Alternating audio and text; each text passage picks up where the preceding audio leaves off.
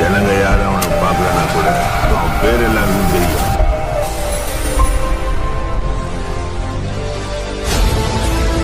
வணக்கம், welcome to review by Ramesh. இன்னைக்கு திரை விமர்சன நிகழ்ச்சியில் திருக்குமரன் இயக்கத்தில் சாம் சிஎஸ் இசையில் அருண் ஜெயன நடிப்பில் உருவாகி உள்ள ரெட்டத்தலை படத்தை பற்றி பார்க்க போகிறோம். படத்தோட கதையை பற்றி பார்த்தோம்னா, லவ் முக்கியமா பணம் முக்கியமா, கடைசியில் எது செவிச்சது, அதான் படத்தோட கதை. ஒரு வாழ்க்கை தான், ஒரு தடவை தான், அதை வாழ்ந்து பார்த்துருந்தா காலை. படத்தில் பாசிட்டிவும் இருக்குது, நெகட்டிவும் இருக்குது. ஃபஸ்ட்டு பாசிட்டிவ் பற்றி பார்ப்போம். மூவி அன்எக்ஸ்பெக்டடாக ட்விஸ்ட்டு மேலே ட்விஸ்ட்டுன்னு சொல்லி கொண்டு போயிருந்தாங்க. அதுக்கு டைரக்டருக்கு ஒரு வாழ்த்துக்கள்.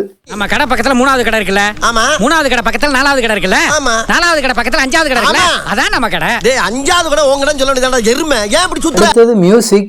சாம் சிஎஸ் படத்துக்கு பெரிய பாசிட்டிவ்.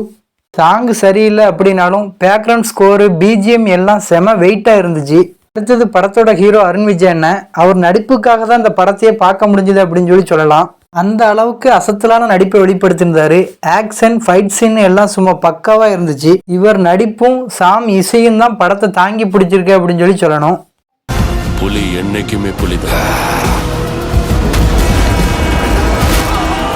இப்போ சொன்ன விஷயங்கள் எல்லாம் படத்தில் பாசிட்டிவ் என்னுடைய பார்வைக்கு. அடுத்தது நெகட்டிவ் பற்றி பார்ப்போம். ஃபர்ஸ்ட் ஆஃப் ரொம்ப ஸ்லோவாக போணுச்சு. அதுக்கப்புறம் ஆடியன்ஸை படத்துக்குள்ளே கூட்டிகிட்டு வர தவறிட்டாங்க அப்படின்னு தான் சொல்லணும்.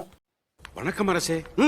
மன்னா என்ன தூங்கி விட்டேனாம், அதை பெரிய துக்கமாக பேசுகிறார்கள். அப்படியா? என்ன அப்படியா? வாரம் அமைச்சரே, டெக்னீஷியன்ஸா, கேமரா ஒர்க்கு, கலர்ஸ் இன்னும் கொஞ்சம் பெட்ரு ஒர்க் கொடுத்துருக்கலாம் அப்படின்னு தான் நான் நினைக்கிறேன். இதுக்கப்புறம் இந்த படத்தை பற்றி பாசிட்டிவாக சொல்லவும் தோணலை, நெகட்டிவாக சொல்லணும் தோணலை என்னுடைய பார்வைக்கு.